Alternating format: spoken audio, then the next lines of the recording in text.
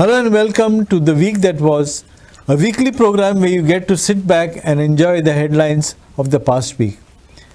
To discuss the headlines, I have with me Mr. Sujay Gupta, the group editor of Herald Publication. Welcome to the show. Thank you. So as usual, we pick up the headlines from Herald, the voice of Goa. This week we begin with 2nd April, where on the front page we have the headline, 640 violations of the Motor Vehicle Act on day one of the implementation. And although the fines are very hefty, there are so many violations that are seen, and the government collects 3.70 lakh in terms of fines. And the authorities put out this rider that the motorists have been urged to follow the law and to carry valid documents. So this is basically the argument is that they are saying that the behavior on the roads has to improve. Yes, I really feel that this is an initiative that people need to take, because people, motorists and people who ride two-wheelers and others who use any kind of transport, who drive or ride, they're not exactly school children. They are all mature people, mature in age, who've been driving for various lengths of time, and they just need to follow rules. Because you see, in India there is this whole approach that anything goes, and even if you skirt the law a little bit, or even if you overspeed or drive after a couple of drinks, you always feel that you'll get away and not get into serious trouble. Yeah. Whereas you see in the West there is a very serious concern of being monitored and having to pay fines and lose your licenses. So I think there needs to be, given the nature of our society and the way we approach driving, I think the rules need to be very, very stringent and tough, and I don't think there should be any compromise on this. But of course, one needs to also look at the capacity to pay. So perhaps we need to revisit the extent of the punishment, especially with regard to the fines, and only just. And also we also need to look at some kind of a gradation where it has to be a percentage of some figure. You can't have a blanket 10,000 rupee fine for everybody. So nevertheless, I think it's a work in progress, but I think the decision to impose heavy fines and cause deterrence is a welcome one. Okay. Our second headline for the week is from Monday, April the 4th, when there was the allocation of portfolios. Now, in this allocation of portfolios, we see that Chief Minister Pramod Sawant has held on to home, finance and personnel. Mm-hmm. And a large part of the cake goes to Vishwajit Rane, who has health, urban development, TCP. Also, Movin Gudino gets transport and industries, and Nilesh Kabral gets PWD. Yeah, see, as far as the dynamics between the Chief Minister Pramod Sawant and Vishwajit Rane goes, the BJP, the central BJP has kind of balanced it. They didn't want to kind of disturb Pramod Sawant, and after he's led the state to a victory, they couldn't have denied him the Chief Minister's position. At the same time, when you have a person like Vishwajit Rane, you get 2 guaranteed seats, if not 3, if he has any other areas of influence. So you cannot discount somebody like Vishwajit, especially when the party is going to get into the Lok Sabha elections in 2 years' time. Yeah. Because of which this whole balancing act has been made. And yeah, clearly Vishwajit has kind of leapt forward in the pecking order and is clearly the number 2 in the cabinet. But I do not think that, all powers have been literally kind of placed at his feet, as it were. Yeah. Because even with regard to your TCP and your forests and other departments, there will be certain checks and balances. Because if you notice that the Chief Secretary is still going to be the Forest Secretary, he's still going to be the TCP Secretary. There are no separate secretaries for those. And the Chief Secretary reports completely to the Chief Minister. And so one has to understand these small nuances also. So Vishwajit won't be given an absolutely free hand, and at the end of the day, the Chief Minister still controls the purse strings. Let's not forget that. Yeah. Okay. And any reactions to Babush Monserrat getting revenue, waste management and labour? Well, the reactions is that, if he's, in the cabinet and, in your first list of people swearing in, you need to kind of give him certain responsibilities. Now, also with a person of his seniority, quote unquote, purely in terms of the number of times he's been in the assembly, you can't literally give him a side portfolio, as it were. So you have to, and the fact that he has held cabinet positions earlier, by virtue of that, you can't deny him certain positions. Now, what he will do with them, it's for anybody to see. But then his wife, who was the revenue minister earlier, who was much junior in terms of her politics. So I think by virtue of that, there's no harm in giving him it. But it all boils down to how they make use of these portfolios and serve the people. That's where the proof of the pudding lies. Okay, on Tuesday, April the 5th, we have a headline which where basically, the High Court judges have spoken out without mincing any words against the government decision not to implement the Tree Act as it should have been implemented. And the court has pointed out to 2 or 3 things. One is the tree census, where the government has failed completely. The second is revival of the tree authority, and also this limit of 500 trees, where the court said that this does not imply that government is complying. Yes, there are certain important things to unpack from what you just said. I'll explain this. See, what happens is the court, which has been monitoring this, and there's been a petition filed by the Living Heritage Foundation on this. The point here is that the state, the forest department, they have been giving permissions to cut trees left, right, and center as far as Goa is concerned. Okay. Yeah.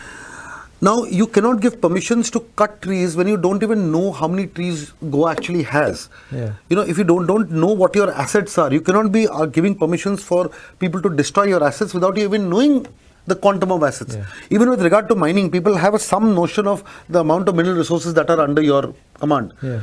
So if you do not know how many trees you have, you cannot be giving permissions left, right, and center. So they very rightly, the petitioner said that there needs to be a tree census. Now, tree census means that you need to regularly count the number of trees you have in different areas.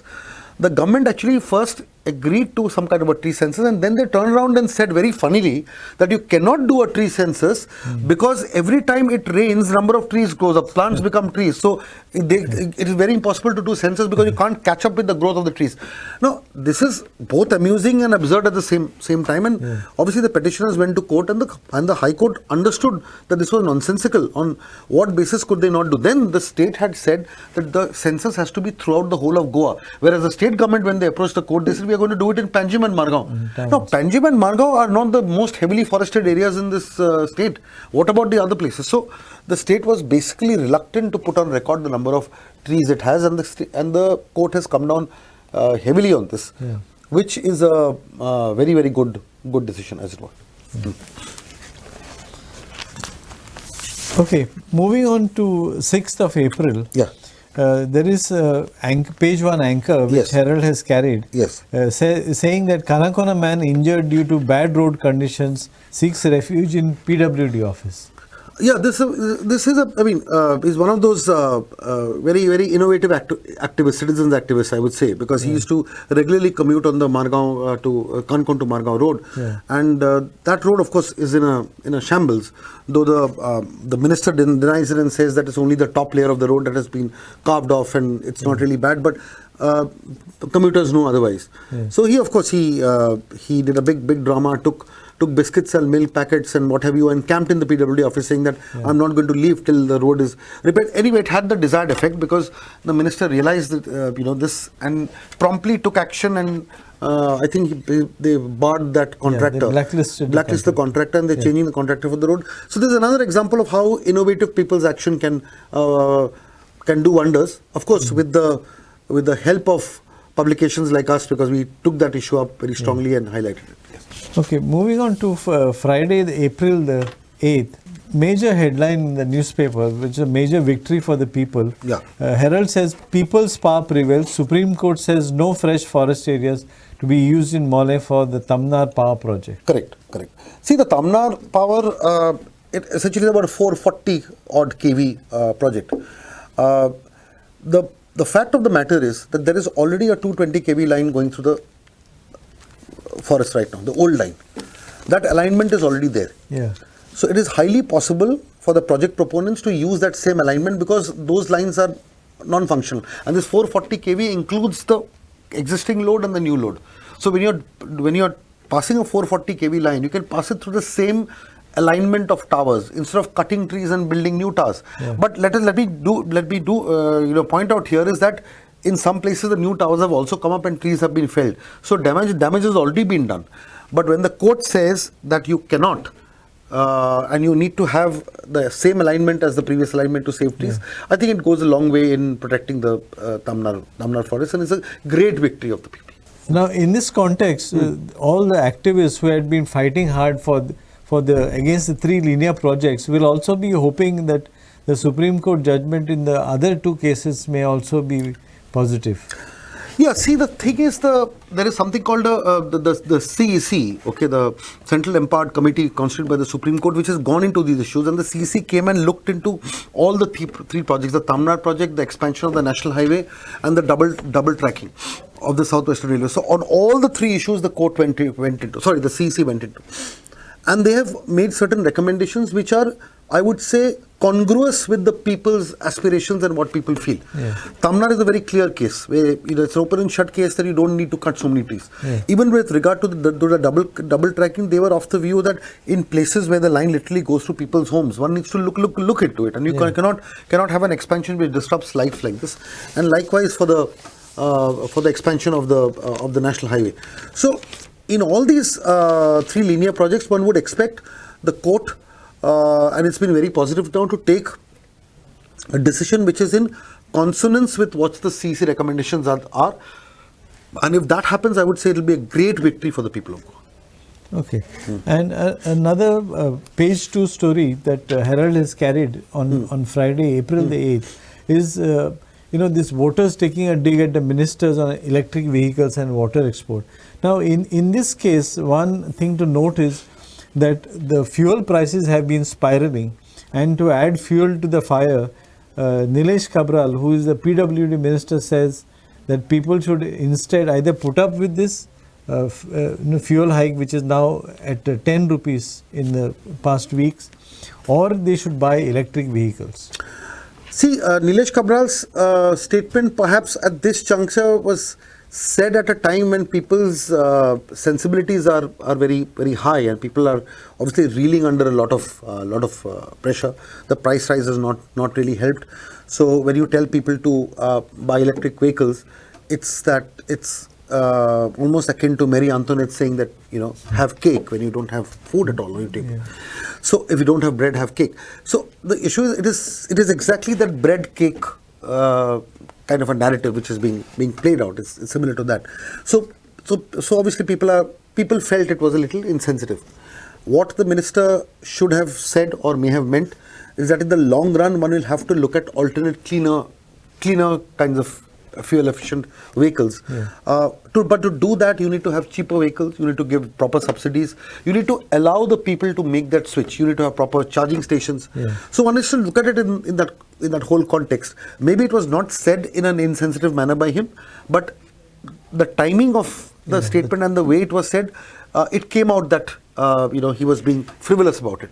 But in the long run, one surely has to look at cleaner fuels. And of course, then, since I'm aware of the story, I will also kind of jump the gun a little bit and talk about what Ravi Naik said, where he actually said that to solve the water crisis in Goa, you need to have dams all over the place. And if you have dams, then water is going to be stored and you will have excess water. And that excess water can actually be exported to places like Dubai, which has less water. I would, with absolute respect, let's put it down to the minister getting slightly out of sync with ground realities and the way the world is shaped, and he's probably been out of politics and limelight for far too long for him to say this. So maybe he's back, beginning a new innings, and let's give him some time to get up and smell the coffee as it were. Okay. Yes. On that note, we wind up the news headlines for this week. We hope that you enjoyed this episode of the week that was. I thank my guest for his insights and analysis, Mr. Sujay Gupta, Group Editor of Herald Publications. Thank you very much for being on the show. Thank you. We hope to see you back on this show again. Thanks for watching The Week That Was.